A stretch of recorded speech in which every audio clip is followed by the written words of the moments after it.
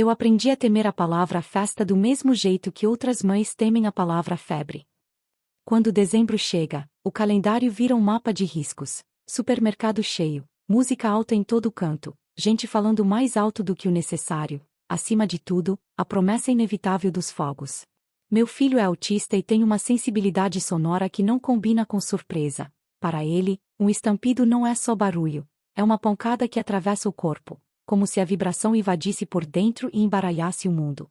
Na semana do Réveillon, eu fiz o que sempre faço. Planejei cada etapa com antecedência, como quem prepara uma viagem longa.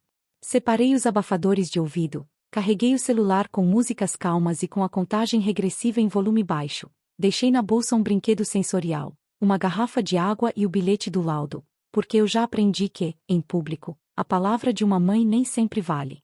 A cidade estava tomada por cartazes e anúncios do Réveillon 2026, com promessas de maior show da década, telões, pulseiras de LED para o público e até comentários sobre um trecho sem fogos em alguns bairros, algo que virou assunto nas redes e na televisão. Eu não fui por empolgação, fui por insistência de mim mesma, por essa necessidade dolorida de não encolher a nossa vida até caber em casa. Escolhi a Praça Central porque era um lugar comum, público, onde famílias iam para ver o palco, comprar um lanche e esperar a meia-noite, e porque eu acreditava que, se eu chegasse cedo e ficasse na lateral, meu filho teria uma chance real. Chegamos ainda com o céu azul escuro do começo da noite, e o ar cheirava a milho cozido, pastel, suor e perfume barato. As caixas de som já estavam testando batidas, e cada grave parecia tremer nos bancos de cimento. Meu filho caminhava perto de mim, olhando mais para o chão do que para as pessoas, contando mentalmente as placas do calçamento, um ritual silencioso que o organiza. Eu me sentei com ele num banco perto de uma rua lateral, onde havia uma rota de saída rápida, e fiquei observando o fluxo, avaliando distâncias como quem mede uma obra. O palco a tantos metros, a barraca de bebidas a tantos metros, o banheiro químico ao fundo, o posto policial improvisado, a ambulância estacionada com as luzes apagadas.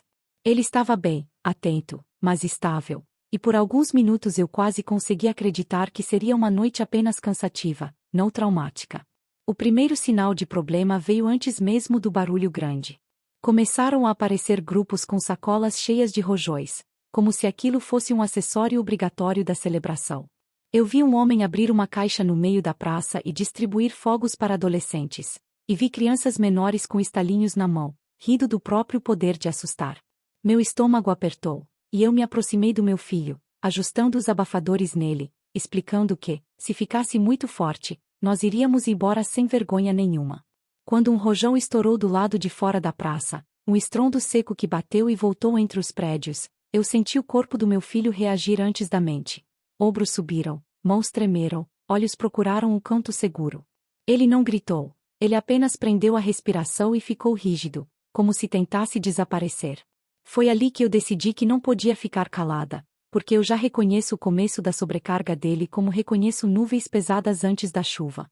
Enquanto a música do palco aumentava, eu lembrei de outros fins de ano em que eu tentei fazer o mesmo e voltei para casa com ele em crise, com o coração acelerado e o rosto molhado de lágrimas silenciosas. Eu lembrei de quando um vizinho soltou fogos às 10 da noite e eu passei uma hora trancada no banheiro com ele, segurando seu corpo para que ele não se machucasse, porque o pânico dele não é birra, é um curto-circuito. Eu pensei nas vezes em que me disseram para acostumar, como se o cérebro dele fosse um músculo que eu pudesse treinar na marra.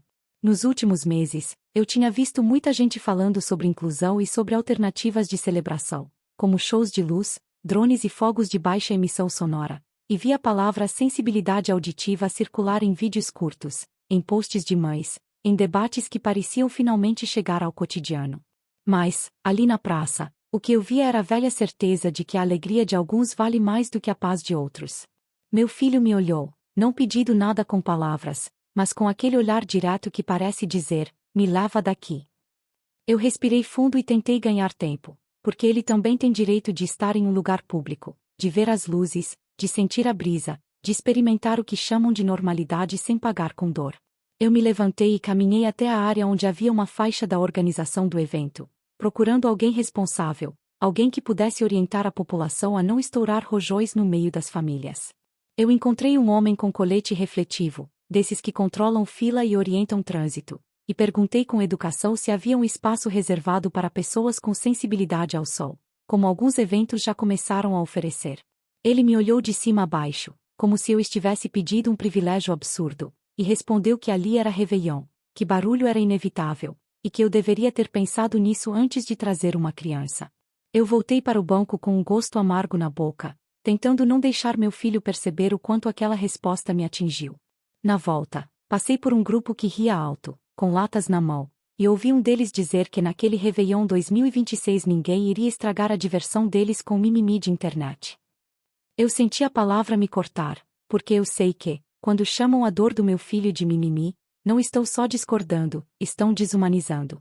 Mesmo assim, eu sentei de novo e ajustei os abafadores, repetindo para mim mesma que eu estava ali por ele, e que eu não sairia por vergonha, mas por cuidado.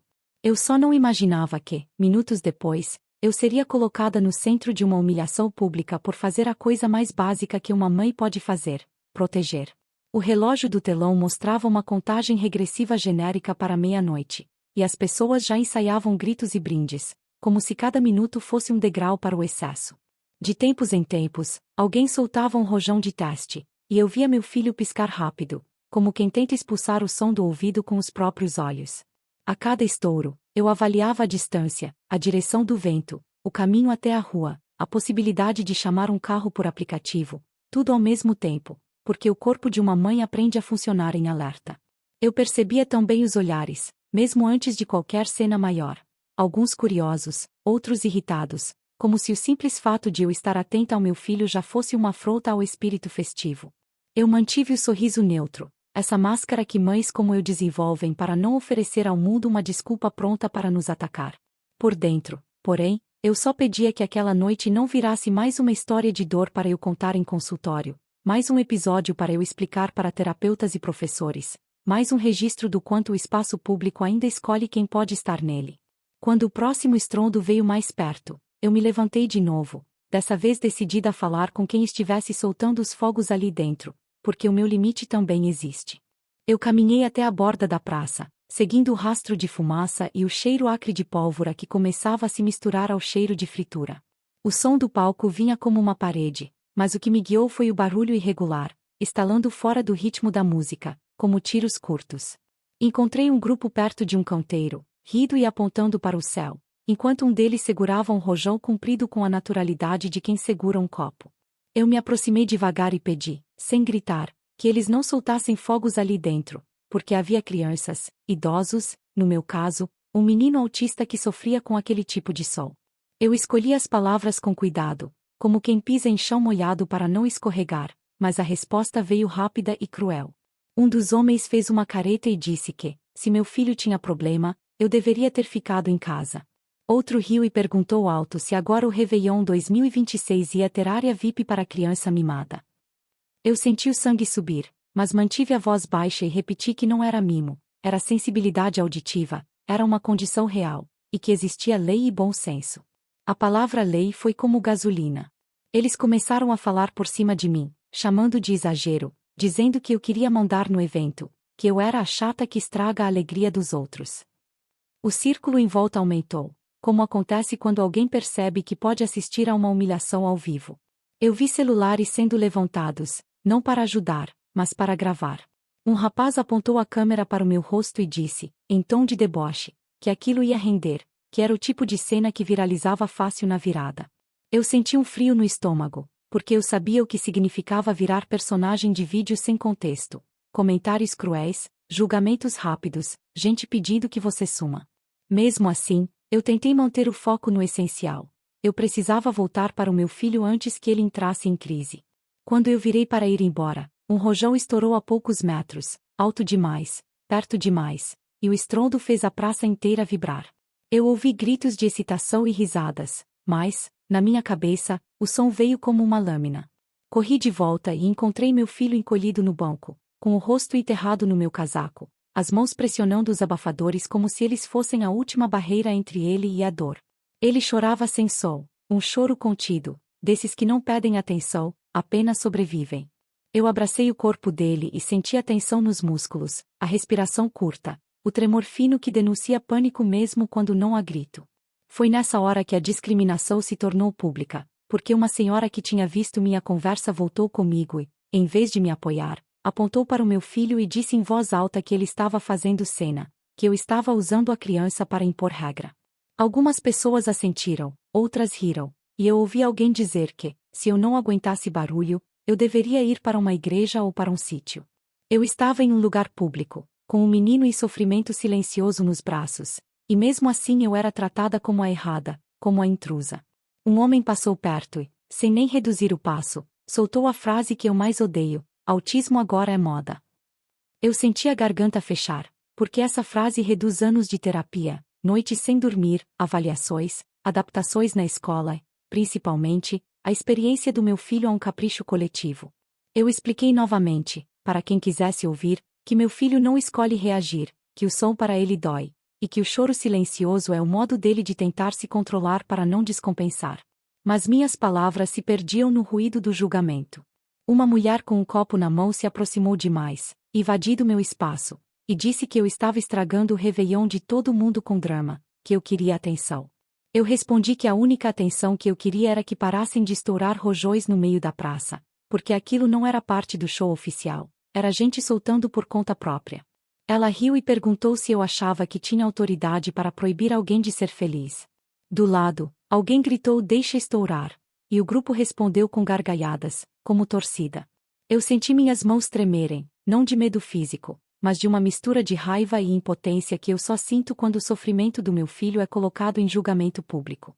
Meu filho continuava chorando sem sol, com lágrimas escorrendo pelo rosto, mas sem o alívio do soluço, como se até chorar fosse perigoso ali. Eu tentei tirar os abafadores para avaliar se eles estavam funcionando, e ele imediatamente apertou meu pulso com força, um pedido claro para eu não mexer, para eu não piorar as coisas. Um rapaz passou e comentou alto que, em 2026, o pessoal estava muito sensível, que antigamente ninguém tinha essas frescuras. Eu quis responder que antigamente as pessoas escondiam as crianças, trancavam em casa, e chamavam de malcriação o que hoje se sabe que é neurológico, mas eu engoli as palavras porque eu precisava ser o chão do meu filho. Foi quando um dos homens do grupo voltou até nós, com o celular na mão, e aproximou a câmera do rosto do meu filho, como se aquilo fosse um espetáculo.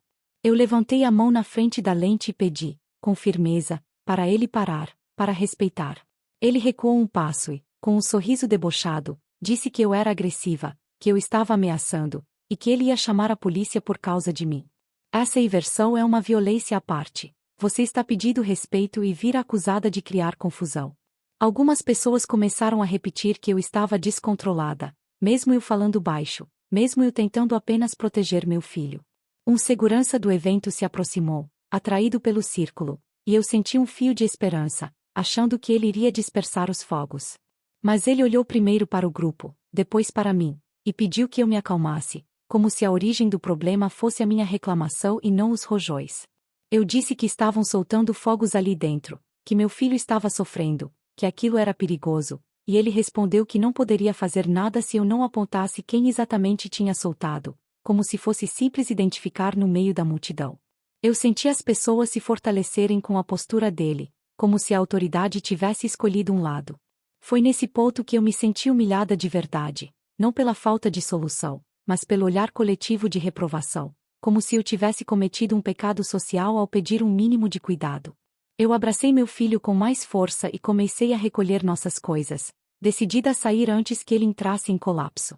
Quando eu me levantei, ouvi atrás de mim uma voz dizendo: "Vai embora então", dramática, e uma risada em coro, e eu caminhei com as pernas pesadas, carregando um menino que chorava em silêncio e carregando também o peso de ser reduzida a estorvo em plena praça pública.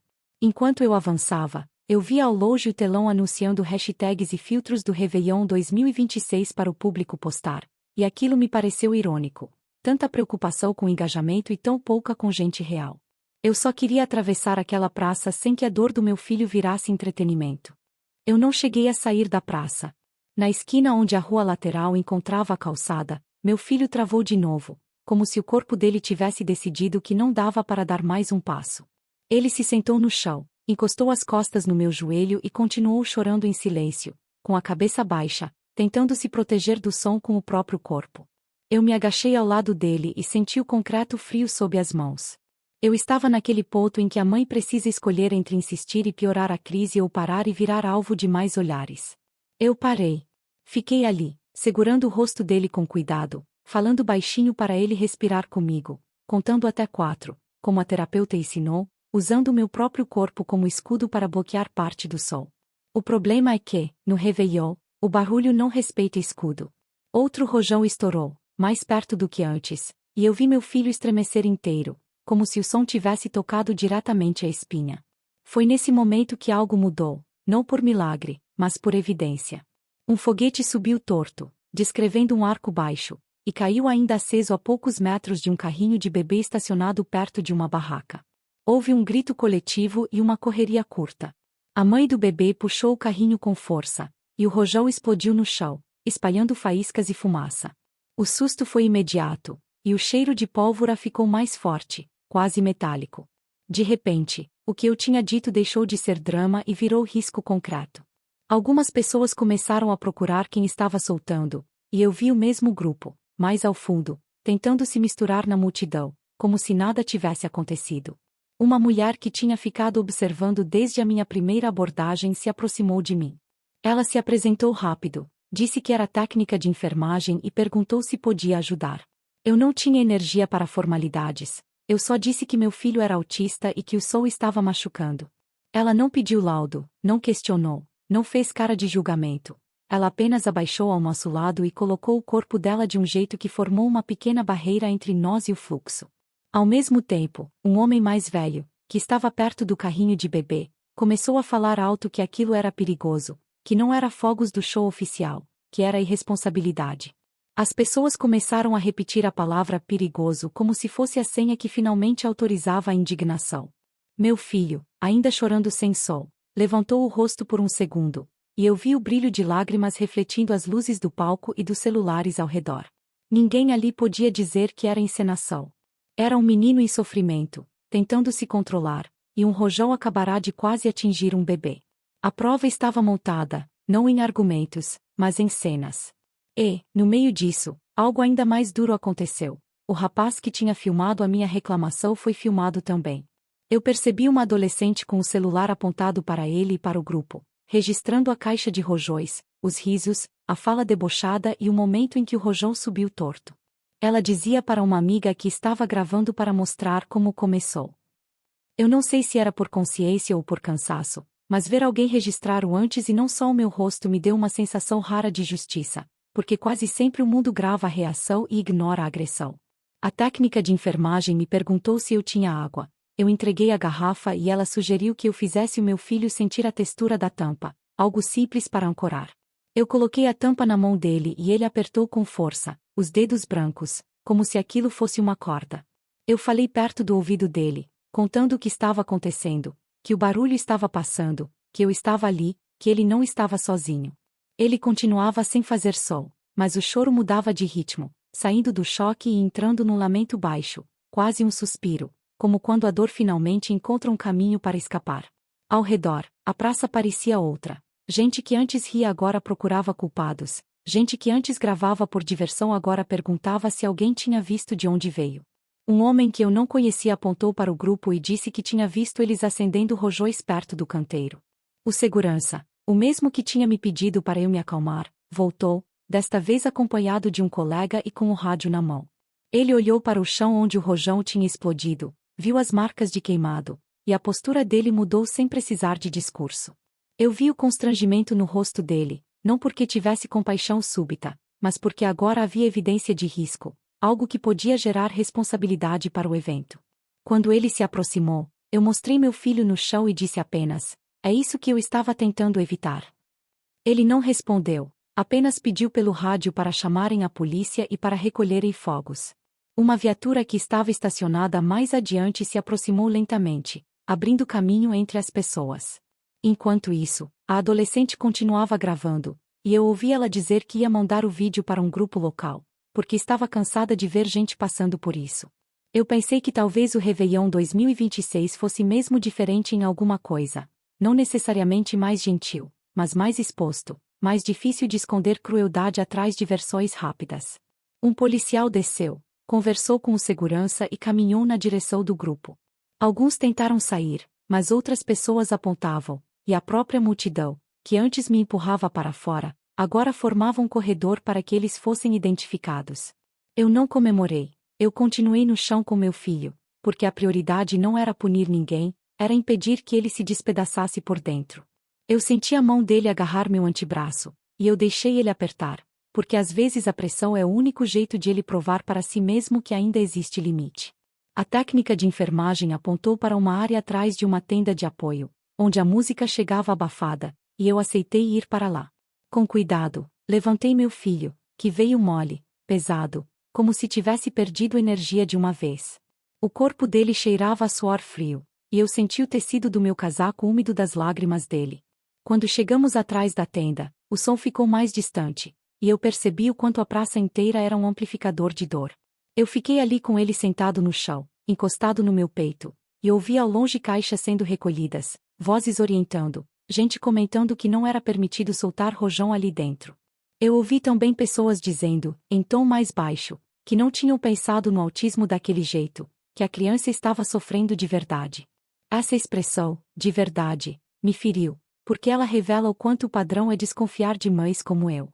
A prova concreta estava ali, nas marcas de queimado no chão, no susto do carrinho de bebê, no vídeo mostrando quem acendeu, e no choro silencioso do meu filho, que não tinha espetáculo nenhum, apenas dor. E, por alguns minutos, a praça inteira pareceu entender que celebrar não deveria significar ferir quem está ao lado. A reviravolta não veio com aplauso e nem com discurso bonito, veio com pequenas atitudes que, somadas, mudaram o clima ao meu redor. Quando a polícia abordou o grupo, a conversa foi curta e dura, e eu vi uma caixa de rojões sendo recolhida como se, finalmente, alguém reconhecesse que aquilo não era brinquedo. O segurança voltou até onde eu estava e, sem encarar muito, pediu desculpa pelo jeito que tinha falado comigo antes. Ele disse que não tinha entendido a gravidade, e eu ouvi na voz dele um tom de vergonha que não apagava o que eu passei, mas interrompia a injustiça em curso. Uma adolescente ofereceu água e um pacote de bolacha, dizendo que tinha um primo autista e que sabia como era quando o barulho estourava por dentro. Eu agradeci com a cabeça, porque eu já estava no limite de chorar também. Do outro lado da tenda, eu ouvi pessoas comentando que agora o foco era a irresponsabilidade dos rojões, não a minha reclamação. Eu não gostei de pensar em viralização como instrumento de justiça, mas eu reconheci a realidade. Quando a prova circula, a mentira perde espaço. Um casal com uma criança pequena passou e pediu licença, e a mãe se abaixou para dizer ao meu filho, com doçura simples, que ele podia ficar ali, que estava tudo bem. Meu filho não respondeu, mas o corpo dele relaxou um pouco, como se a gentileza de um desconhecido fosse uma anestesia. Enquanto isso, o palco continuava com música e a praça se preparava para a contagem regressiva. Eu ouvi o apresentador anunciar que aquele Réveillon 2026 teria um momento especial de luzes, com pulseiras de LED do público formando um efeito coletivo, e pediu que evitassem rojões dentro da área para não colocar ninguém em risco. A frase "evitem rojões" teria sido motivo de riso meia hora antes. Agora, depois do susto do carrinho de bebê, ela soou como regra óbvia. Eu vi gente repetindo para outros, não solta aqui, tem criança, tem gente sensível ao sol, e, pela primeira vez naquela noite, eu não estava sozinha fazendo o papel de chata. Um vendedor de água ofereceu que eu ficasse atrás do carrinho dele, onde o som batia menos, e disse que, se alguém mexesse com a gente, ele chamaria apoio. Eu me senti acolhida de um jeito simples e prático, o único que realmente funciona em crise. Meu filho começou a respirar mais fundo e a enxugar as lágrimas com a manga do braço.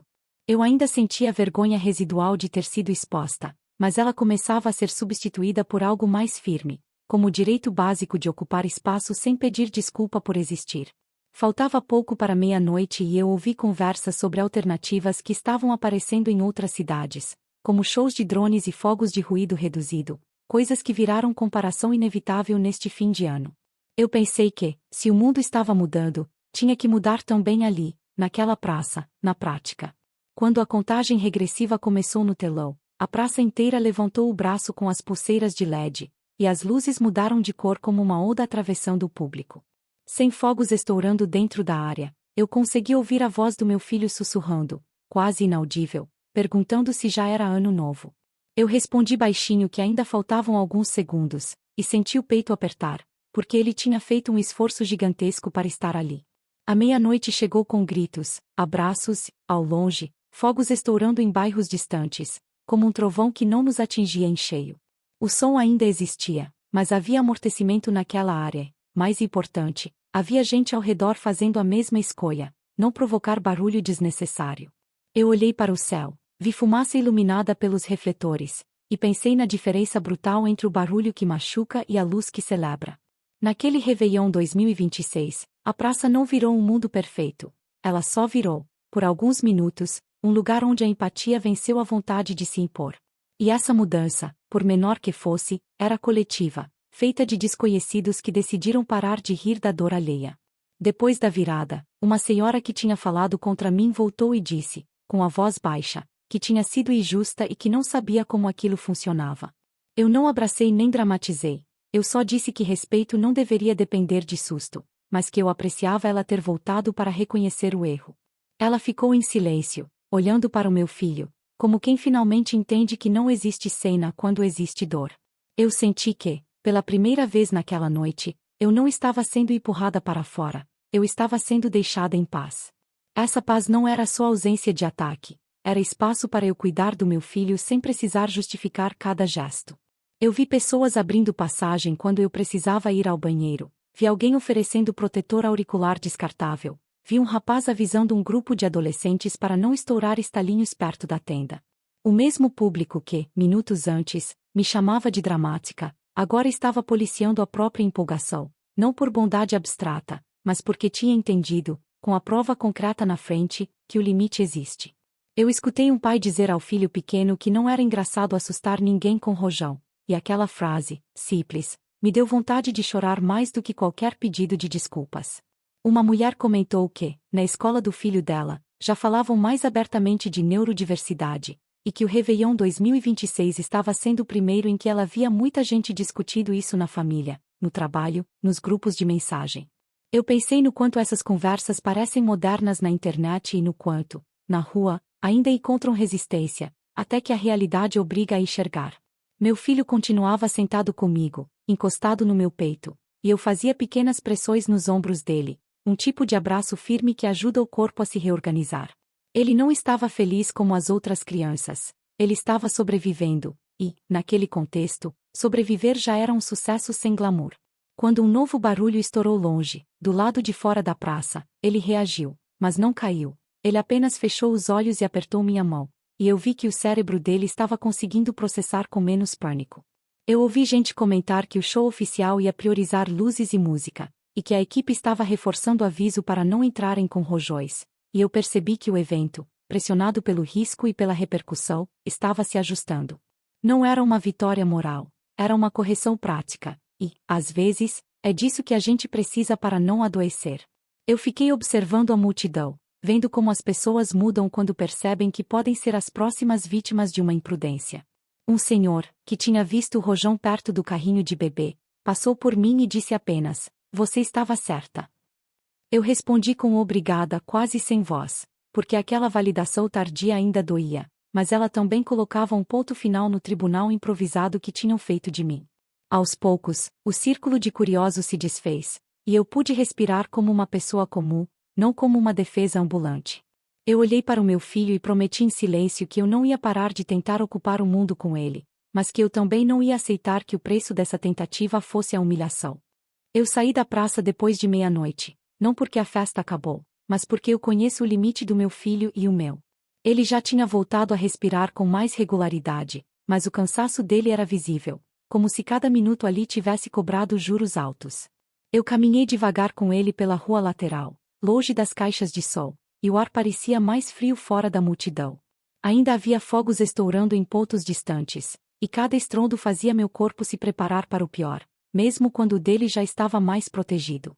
Eu segurava a mão dele e sentia a pele úmida de suor, a força do aperto alternando entre firmeza e tremor.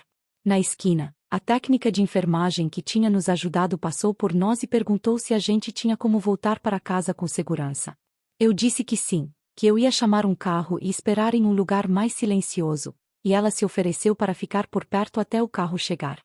Eu aceitei, porque aceitar ajuda também é um aprendizado, e porque aquela noite tinha me mostrado que desconhecidos podem ser cruéis, mas também podem ser apoio.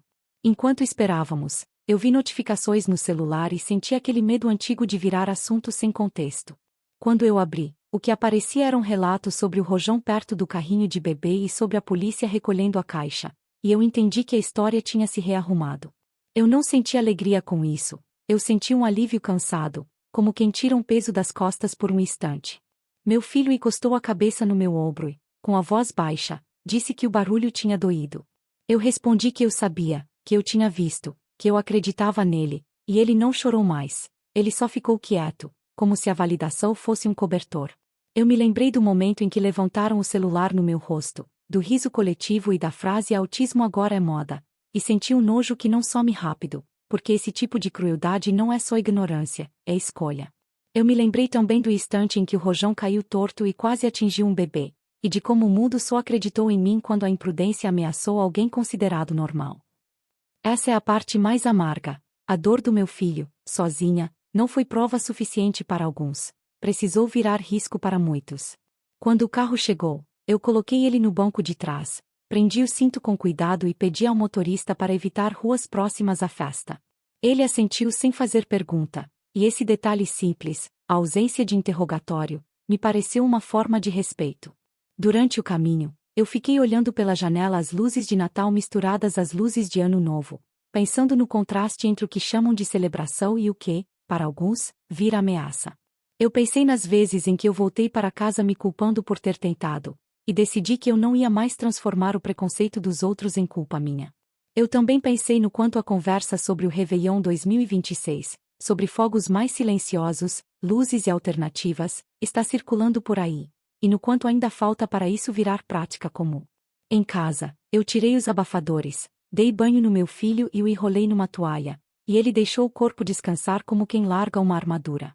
Eu fiquei sentada no chão do quarto, ouvindo a respiração dele ficar lenta, e senti as lágrimas que eu segurei a noite inteira finalmente descerem. Não eram lágrimas de vitória, eram de exaustão, de raiva, de amor e de uma decisão silenciosa de continuar. Naquela noite, eu reaprendi que o meu filho não precisa ser melhor para merecer respeito. Quem precisa melhorar é o ambiente. Eu reaprendi também que reclamar não é desrespeitar a festa, é exigir segurança e humanidade, porque uma praça cheia de famílias não é lugar para explosivo na mão de quem quer aparecer. Eu não quero que ninguém deixe de celebrar. Eu só quero que a celebração não seja construída sobre o sofrimento de quem não consegue se defender com grito. Eu pensei nas mães que, para evitar tudo isso, se trancam em casa, desligam as luzes, tentam abafar fogos e passam a virada abraçadas no escuro, como se o ano novo fosse uma ameaça inevitável. Eu pensei nas crianças que gritam, que se batem, que entram em pânico completo, e em como elas seriam tratadas ali naquela praça se o meu filho já foi tratado como foi apenas por existir. Eu pensei no que me manteve de pé, uma técnica de enfermagem que parou, uma adolescente que gravou o que importava, um vendedor que ofereceu abrigo, e algumas pessoas que decidiram mudar de lado quando entenderam o real problema. Isso não transforma a noite em conto de fadas, só prova que uma cidade pode escolher ser menos violenta, um gesto de cada vez. Porque o que machuca não é só o barulho, é a certeza de que, quando a gente pede cuidado, ainda tem gente pronta para rir. Na madrugada, eu ainda ouvi alguns fogos ao longe e percebi como meu corpo ficou condicionado. Mesmo dentro de casa, eu tensionava o ombro, esperando o próximo impacto. Meu filho dormiu, mas o sono dele era leve, ele se mexia, franzia a testa, e eu ficava de olho para garantir que ele não acordaria assustado. Eu passei creme nos braços dele, porque a pele dele fica sensível quando ele passa por estresse, e cobre com um lençol fino, deixando o quarto com pouca luz. Enquanto eu fazia isso, eu sentia o cheiro de pólvora preso no cabelo e na roupa, como uma lembrança física do que aconteceu. Eu sentei na cozinha e bebi água em silêncio, tentando desacelerar o meu próprio coração, porque eu também absorvo o barulho dele, eu também carrego a tensão por horas. Eu pensei em escrever para a organização do evento, não para reclamar por esporte, mas para registrar que o problema não foi o show oficial e sim a permissividade com rojões dentro da área, e que faltou preparo da equipe para lidar com pessoas com sensibilidade ao sol. Eu pensei também no menino do carrinho de bebê, na mãe que puxou o filho no susto, e em como bastava uma faísca no lugar errado para virar tragédia. Na manhã seguinte, quando o sol bateu na janela, meu filho acordou mais quieto do que o normal, como se ainda estivesse juntando os pedaços do dia anterior. Eu fiz café, preparei algo leve para ele comer, e ele ficou mexendo na colher, repetindo o gesto, como quem precisa de rotina para voltar ao chão. Eu perguntei se ele queria me contar o que sentiu, e ele só disse, muito alto. Essa frase curta carregava tudo: dor, medo, esforço, e também o fato de que ele conseguiu atravessar e voltar para casa inteiro. Eu olhei para ele e senti uma mistura de orgulho e tristeza, porque nenhuma criança deveria precisar ser corajosa para suportar um tipo de diversão que poderia ser diferente. Se o Réveillon 2026 quer ser lembrado como moderno, ele vai ter que ser moderno de verdade, com luz, com música, com alegria, e com respeito por quem sente o mundo de outro jeito. E eu vou continuar falando, mesmo quando tentarem me calar com riso, porque silêncio imposto não é paz, é violência. E se você chegou até aqui, eu te peço uma coisa: comenta o que essa história te fez sentir, se inscreve no canal Ecos do Autismo e compartilha com alguém que precisa entender que sensibilidade sonora não é frescura, é realidade, e que respeito não deveria depender de susto para existir.